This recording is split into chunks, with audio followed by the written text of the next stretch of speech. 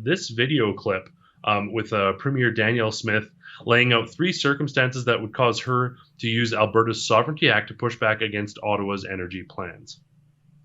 Okay. I do want to ask one more thing here in regards to the regulations, because you've already raised the specter of using Alberta's Sovereignty Act to oppose it. At what point will you trigger that? I know you're having your own officials and your cabinet looking into it, but at what point would you trigger the invocation of that act? There's three things. If they proceed with the 2035 net zero power grid that will criminalize the building of natural gas units, well, we won't use it. If they bring through an aggressive emissions cap on our natural gas and oil sector, they've been talking about 42% reduction by 2030, which would essentially be a production cap, we'll use it. And if they bring through an over-aggressive emissions target on methane, we've already reduced methane 45%. We're continuing to move on that. But we're hearing some pretty troubling signs that they also want to set a target that's unrealistic and unachievable by 2030. Those would be the three things. As I said, we are aligned around 2050. I know and have confidence in my business sector that as they start seeing new incremental improvements in technology, as we start having the time frame to be able to develop some of those new technologies, we can get there by 2050. But I have to be realistic, and I have to be practical, and I have to be truthful. And the truth is 2035 is not achievable, and the federal government needs to know it. You know what really resonates with me there is when you look at the media. Maclean's, I think, recently had Danielle Smith on the cover of their magazine and called her a folksy kook or something, dishonorable, something along those lines. Anyways, that sounded pretty practical to me. She's like, here are when would you do this? She's thought this out. Here are three conditions that are untenable under which we would be forced to do this. These are the lines in the sand that you cannot cross. And they have plans for 2050. And again, you and I have talked about this. I don't care about net zero by 2050. It doesn't mean anything to me. But I certainly will take 2050 over 2035 because there's no plans for 2035 by this federal government. This federal government doesn't plant the trees they promise, doesn't clean up the sewers they promise, doesn't provide clean water to First Nations like they promise, and doesn't do anything to help the environment other than take tax dollars away from people. This provincial government actually has a plan to do something on this on a reasonable timeline that won't see rolling blackouts. I, for one, frankly, if they didn't talk about this anymore and just said no and moved on with their lives and didn't reference 2050, I'd be fine with that. But I'm happy to see a calculated, planned out, rational response where these are our lines. We're not playing games. Now, it'll be interesting to see if those lines are crossed, how quickly this happens and how quickly Alberta asserts its autonomy. But this is certainly, and I mean, this is week after week now, but it's refreshing to see that not only are they saying we're going to push back, but now they're pointing out these are the points that we have. And that wasn't a planned press release. It almost sounded like one. That was a response to a question. That's how prepared they are right now. Yeah, no, I think it's certainly a good thing to have the Premier of Alberta with sovereignty in mind, because you want to have power against the federal government, and that's exactly what she's focused on. Is she is focused on holding the federal government to account and allowing industry to grow and develop. And we've talked about this previously, as you mentioned. And Smith is very much so in alignment with the industry. You know, you and I may personally have our qualms about the environmental, case for 2050. But regardless, she is, helping the industry do what the industry is trying to do while while doing it in a realm of feasibility. Whereas Justin Trudeau and, his gang over at the World Economic Forum, they've decided, and the United Nations, let's not forget, they've decided 2035 is, the main go-to target, or that was the target. Now there's obviously debate amongst which year it'll happen, but they're all going for that same path. And Justin Trudeau is sticking to the hardest. He's the hardest amongst them. He's going for the path that is literally starving Canadians on a daily basis. And there's obviously a much better alternative being presented here, which is, okay, you want to do the transition. Well, let's lay out a framework of a realistic transition instead of one that's going to start killing Canadians. Yeah. And already has been. It's like, this environmental Marxism, it is a religion, and it seems to be the only. I mean, I know Trudeau professes at least to formally have been Catholic. I don't know what he professes to be now, but he's an environmental Marxist. That's his religion, and he's unwilling to compromise or bend the knee. And 2035 is the dogma that has been set forth. Let's jump to this next clip now, though, and I want to talk about the use of this word denialism, because that's also a word that's been used and abused and disused. But let's watch this other clip from Premier Danielle Smith from the interview. But there was a reception this week in Ottawa that the Prime Minister attended. I know you're well aware of it. It was with a group of Alberta business leaders who did come to the nation's capital. And the Prime Minister, he did not name names, but he did say that there are politicians who would rather deny facts of climate change than take action. And by denying facts, he argues, are denying certainty for investors, opportunities for workers, and denying kids a future they deserve. What's your reaction to that pushback from the Prime Minister? Again, not naming names, but politicians in general who don't agree.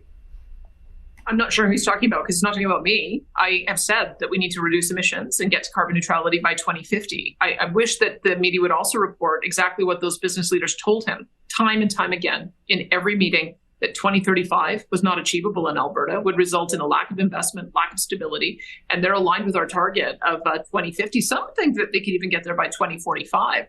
And so I would say that the business community in Alberta, our Alberta electric system operator, and us are aligned on the same target, which is 2050 at emissions neutrality. You even saw in Ontario, their electric system operator also expressed concern about the lack of stability and reliability of trying to attain a target too early. So this isn't about denialism. This is about what is achievable. We need to achieve the target that also ensures reliability and affordability. That's what a power grid is for, is so that when people turn the lights on, it comes on. When people need their furnace turned on, it comes on.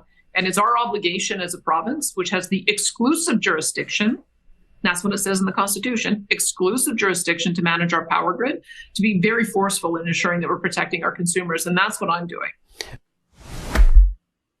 So this whole the environment is a scientific question. It's not a dogmatic question or a philosophical question about rights. And it's troubling everyone from Pope Francis's recent encyclical, which is problematic in its own as a Catholic, not too happy about it, but to this federal government.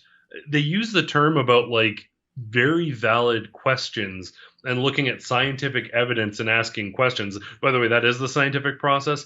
They refer to asking questions or being doubtful as denialism. Denialism is a term we use about the Holocaust or I don't know, maybe sweatshops or slavery or horrific instances like that. I don't think it's a term that we should be using so flippantly about something that is a scientific question that is, despite what they would tell you, up for debate. There is no consensus on this. It's absurd. The same way there was no consensus on COVID and they tried to manufacture one, despite the fact that it wasn't true. But what do you make of this sort of sentiment that anyone who doesn't agree to the absurd metrics, which have nothing to do with the environment and have to do with collecting taxes, is a denialist? I think it's just a little bit, I don't know. It reminds me of James Lindsay in the discussions that were had in the previous interview you did with him, where he's talking about this mentality that they have, a lot of these lefties. And if there's one truth that comes to light, or one truth that is brought forward, it invites other truths to be revealed. And this is the dilemma, because once you allow for questioning, you allow for the whole house of cards to fall. It's only a matter of time at that point. That's why they got to nip it in the butt. If you're even questioning these things, or if you say that something can't be done, like a 2035 agenda, you must be out to lunch, right? Because there's no other option aside from my option. What's your take on that? The craziness, I think, just keeps on going down. Absolutely. And this is the thing, though, is the people who just invited a Nazi in are using the denialist language intentionally to brand someone as a villain. They're using someone who has questions. They're using this term denialist intentionally. And that is troubling. That is extremely concerning. And it's rhetoric and it's propaganda. And sadly, it is working for some people. Some people really believe that this is wild. But like Dr. James Lindsay said, if there's a little bit of truth there, people can connect. But the problem is there is no truth, because lots of these things Quebec has already done for themselves, and it's fine because they're kind of sometimes liberal voters. They've done everything that's being discussed, whether it be the pension plan, whether it be a provincial police force, whether it be all these kooky, crazy things that Danielle Smith is doing. The Quebec government has already done it. Nobody has any problem with that. The Alberta NDP doesn't criticize it. The federal Liberals don't criticize it. Nobody criticizes Quebec for asserting their rights. The second Alberta does it in any way, shape, or form, they're denialists and they're kooks and they're stealing your pension, and it's completely disconnected. And And it's just gone so far. And one of the things we talked about is just, and actually Ezra, we talked about this when we were sort of not on camera, but one of the brutal things you see is venues canceling events that are sharing reasonable perspectives, for example.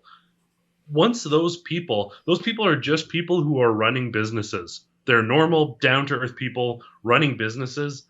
And then the woke mob gets them and they become implicit. They become sort of sympathizers, supporters, whatever it may be, by being pressured into canceling an event. It's almost like the woke mob gets them. And this is happening right across this country. And it's not the majority. It's like in Calgary, there's probably 10 people calling these venues over and over and over and harassing them to the point they're canceling events like the Dr. James Lindsay event, which regardless managed to go off without a hitch. But I want to jump now to this tweet from this Toronto jazz radio station. Now, I want to remind you that this ad, the Tell the Fed campaign from the provincial government, is effectively about concerns over rolling blackouts in winter, which in Canada is problematic. A hot part of California, rolling blackouts, not great, but not necessarily the end of the world. This is a campaign about how we need grid stability. There is nothing contentious about this whatsoever. This Toronto Jazz station stated, "We want to thank our listeners for their feedback about the Government of Alberta's national ad that was heard on our station. We've chosen to cancel this contract effective today, and these ads will cease running on Jazz FM 91 effective at midnight tonight." So this is not like hate speech. This is not an organization that has been connected with problematic elements or terrorism or threats of violence abroad. This isn't the founder of an organization advertising has been charged with something. This is the government of Alberta saying, listen, if we do this, we're probably going to have rolling brownouts, potentially even blackouts during winter, and that is dangerous for our people. And it's now safe to cancel over a couple of call-ins from the woke mob. This one really, this isn't an event by a private organization with a certain ideology that might not align with the radio station. This is the government saying we can't do this right now because people are going to freeze in winter. How much fun is that? I can hardly wait. If you like cruising already, well, this is truly something unique. And if you've never been on a cruise ship before, this is the perfect way to start. With a group of like-minded rebels from coast to coast. You can find out all the details, including the different cabin prices, at rebelnewscruise.com. I know you're going to look back on it as the vacation of a lifetime. We've reserved a limited number of Rebel News cabins, so book yours today at rebelnewscruise.com. We'll see you there.